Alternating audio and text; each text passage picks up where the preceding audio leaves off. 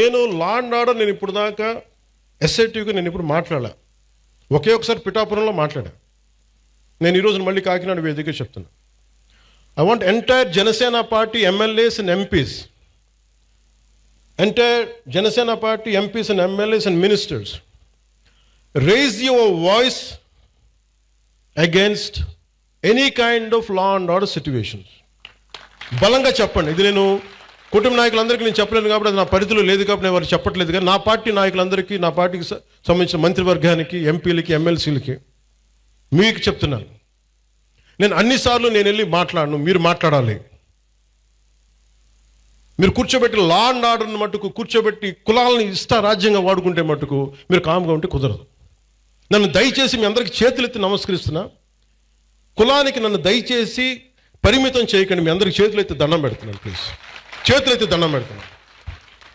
దేశం బాగుండాలి, రాష్ట్రం బాగుండాలి, ప్రజలు బాగుండాలని కోరుకుంటే కూర్చోబెట్టి కులం కులం కులం అని చెప్పి ఎవడో క్రిమినల్ కులంలో కూర్చొని చేస్తే నన్ను ఏం చేయమంటారు? దానికి నేను బాధ్యత వహించాలా? దానికి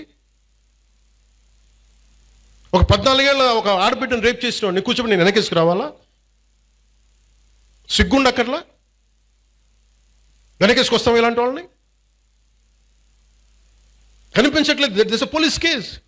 ఆ కన్సర్న్ ఎస్ఐ మీద, మనకి సిఐ మీద ఎవరిని వెళ్తాయి కేసులు.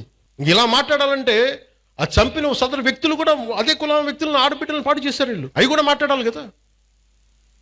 ఎమ్మెల్సీ అనంతబాబు కూర్చోబెట్టి అతను కాపు కొలుస్తాడంట. అతను ఒక దళిత డ్రైవర్ని చంపేశాడు. ఎంత గొప్పగా డిక్కీలో పెట్టి ఇంట్లో అప్పచెప్పి వచ్చాడు. దాని గురించి ఎవరు మాట్లాడరు. అప్పుడు కులాలు రావు. ఒక రౌడీ ఎలిమెంట్ చచ్చిపోతే దానికి నన్ను లాగుతారు. ఇంతమంది ఎమ్మెల్యేలు, ఇంతమంది ఎంపీలు ఉన్నారు, మీరు ఎవరు నోరు తెరవకపోతే నేను ఏం చేయను చెప్పండి? మీ అందరికీ నేను రానా రోజు? ఏం చేస్తున్నారు మీరందరూ? ఇబ్బందిగా ఉంటుంది నాకు. కాదు, నిజంగా మీరు లోపల నుంచి నమ్మాలి. రోడ్ల మీదకి వచ్చారు ఈరోజు జనం. 164 సీట్లు వచ్చినాయంటే యువత రోడ్ల మీదకి వచ్చారు. ఒక్కొక్కరు ఎదుర్కొన్నారు. వాళ్ళు మీకు పౌరుషం లేకపోతే ఎట్లా? దయచేసి ఈ మాట అంటే ఆ కులం ఓట్లు పోతాయేమో, ఈ మాట అంటే ఆ కాపులు ఓట్లు పోతాయండి. ఎలా పోతాయండి కాపులు ఓట్లు?